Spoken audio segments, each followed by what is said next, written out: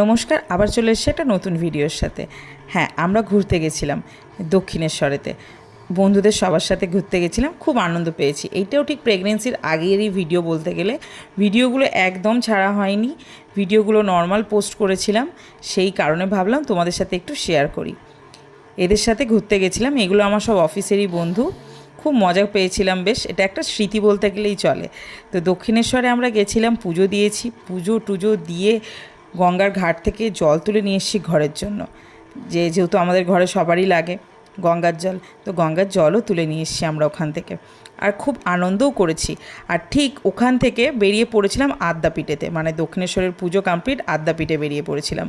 আদ্যাপীঠ দক্ষিণেশ্বর থেকে বেশি দূরত্ব নয়, 5-10 মিনিটের মতন। তো ওখানে গিয়ে আমরা সেদিনকে ভোগও খেয়েছিলাম। সত্যি অসাধারণ বলতে গেলে, আদ্যাপীঠের যে গোটা এরিয়াটা, মানে আদ্যাপীঠ যে মন্দিরটা খুবই সুন্দর, আদ্যাপীঠ মাও খুবই সুন্দর। আর তার থেকে বড় কথা, ওখানে যে ভোগ একটা আলাদাই ব্যাপার।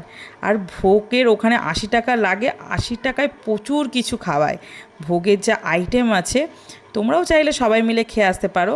তবে আমাদের কিন্তু খুব আনন্দ হয়েছে, আমরা সবাই খুব এনজয় করেছি সেদিনকে। সত্যি বলতে, বাইরের ফুড বা বাইরের খাবার তো হোটেলে রেস্টুরেন্টে খেয়েই থাকি, কিন্তু একটা স্থানেতে, মানে একটা ঠাকুরের স্থানেতে ভোগ খাবার কিন্তু মজাই আলাদা। আর সত্যি খাবারের দারুণ টেস্ট আমাদের কাছে কিন্তু লেগেছিল, অসাধারণ ছিল সব কিছু খাবারগুলো।